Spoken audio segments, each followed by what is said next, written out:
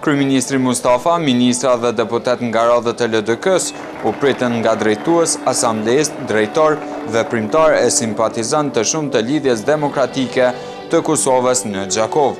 Dega e LDK-s në Gjakov ishte ndër të parat të cilat u themelua dhe ishte ndër më të rëndësishmet.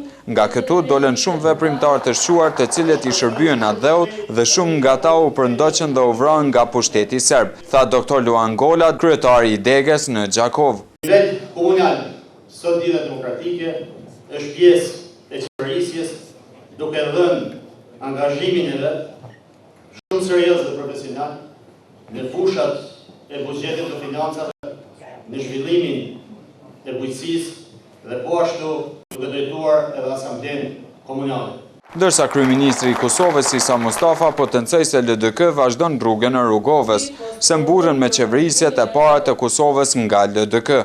Mburëm për atë se ishim partia e parë, e cila plasoi alternativën demokratike në Kosovë dhe cila zhvilloi këtë alternativë si alternativën më të mirë, që siguroi të drejtat e njerëzit, që siguroi demokracinë e brendshme, është orientuar në familjen e bashkimit e shteteve të bashkimit evropian dhe pashturisht edhe mbetet orientuar për visit përhershme me Shtetet e Bashkuara të Amerikës.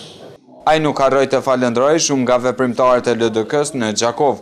Sipas Mustafës, në këtë qeverisje, komunat kufitare përfshi Gjakovën do zënë vend të veçantë në qeverisjen e tij. Dhe unë garantoj se do ta bëjmë maksimumin në mënyrë që proceset cilat janë paranesh të realizohen si procese të suksesshme, por gjithmonë duke investuar aty ku kemi nevojë që ta mbajmë stabilitetin zhvillimor dhe ku kemi nevojë të shfrytëzojmë resurset cilat ne i kemi dhe ne kemi resurse shumë të mëdha këtu në komunën e Gjakovës. Instrumentet do t'i gjejmë. Kryeministri Mustafa dhe Gola së bashku dhanë mirënjohje antarëve dhe veprimtarëve të shumë të LDK-s në Gjakov. Në fund antarë të ndryshëm të LDK-s patën rastin të bashkëbisedojnë dhe festojnë nga afër me kryeministrin e Kosovës.